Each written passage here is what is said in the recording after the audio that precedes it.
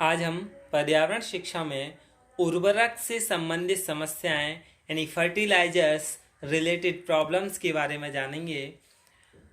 Different chemical fertilisers यानी विविध रासायनिक उर्वरक, इसमें क्या है?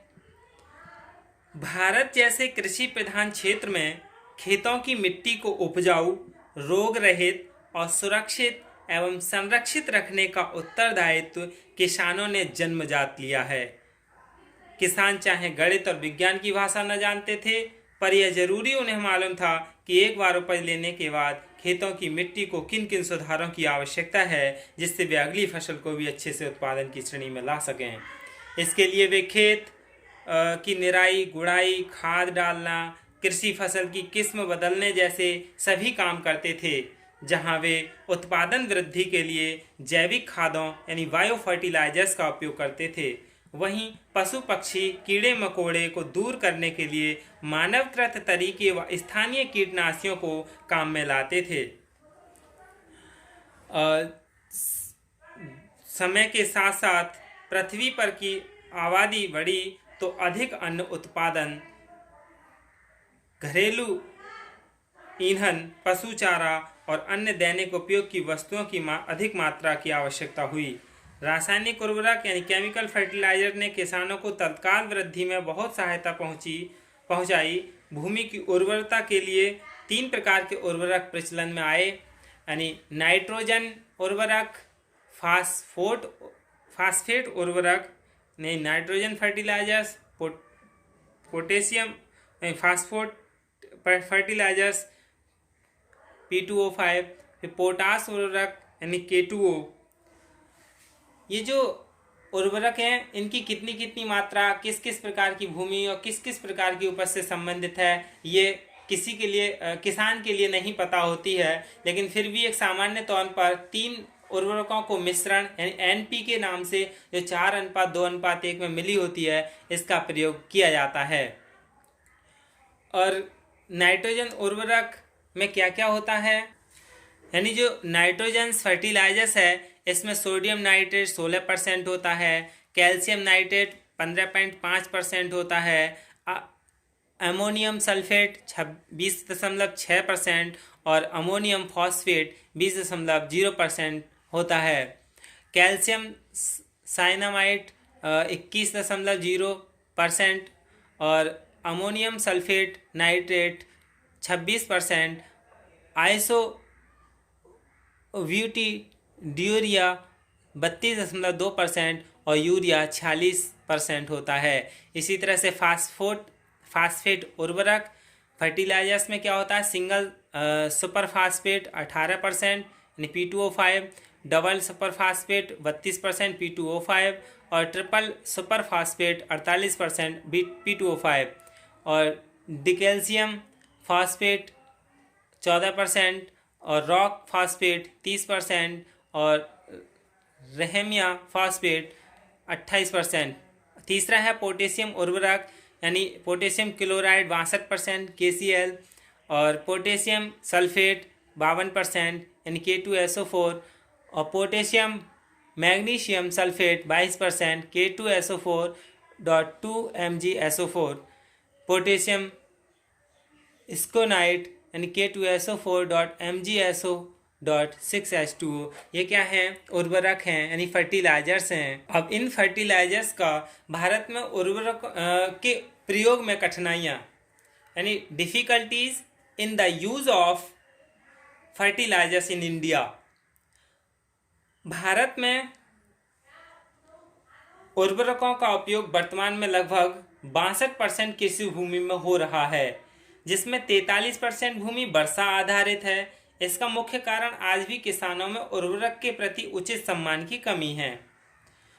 कृषि विस्तार योजना के कुशल कार्यकर्ता भी अपना उत्तरदायित्व पूरी तरह नहीं संभाल पा रहे हैं। ना तो अधिकांश लोग यह सही रूप से जान पाए हैं कि कौन सा उर्वरक किस प्रकार की उपज के लिए जरूरी है, उर्वरक की कितनी मात्रा किस उपज के लिए अपेक्षित है, उर्वरकों की प्राप्ति कहाँ से होती है, उर्वरकों का उपयोग किस प्रकार करना है, क्या वर्षा आधारित कृषि के लिए भी उर्वरक आवश्यक है। इन सभी व्यवहारिक कठिनाइयाँ किसान के लिए हैं, जो भारतीय नागरिक के लिए हैं, और उनके लिए अभी भी इस तरह का जो अनौपचारिक शिक्षा है उनके लिए नहीं दिया जाता है कि कब कैसे इसका प्रयोग करना है।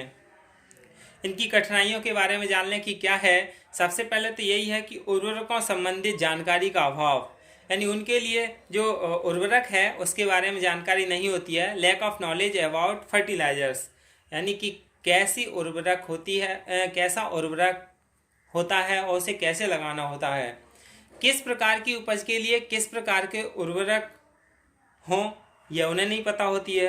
वह type of fertilisers are needed for which crops, यानी उनके लिए ये नहीं पता कि किस फसल के लिए किस उपज के लिए कौन सा उर्वरक लगाया जाए। वो सिर्फ एक ही यूरिया पेले जाते हैं खेत में, और जिससे क्या है खेत में किसी एक तत्व की कमी हो जाती है। यानी खेत की मिट्टी की जांच करा के ही उसमें जिस तत्व की कमी होती है उसी का ही प्रयोग करना चाहिए। फिर है अगला, उर्वरक सहजता से कहाँ उपलब्ध है, यानी where are the fertilisers available easily from. किसान के लिए यही नहीं पता कि उर्वरक कहाँ से आसानी से मिल जाता है। उर्वरक काफ़ी महंगे होते हैं, उधार पर क्या वे उपलब्ध हो सकते हैं, ये भी एक समस्या है। Fertilisers are quite costly are these available on credit, यानी उर्वरक महंगे होते हैं, यानी 1300 रुपये का एक डाई का कट्टा मिलता है 50 किलो का, और वो इतने रुपये का किसान कहाँ से ले, छोटे छोटे बैग में भी नहीं होते हैं ये। अगला है, छोटे किसानों को छोटे पैकेज में उर्वरकों के मिलने में कठिनाई होती है, यानी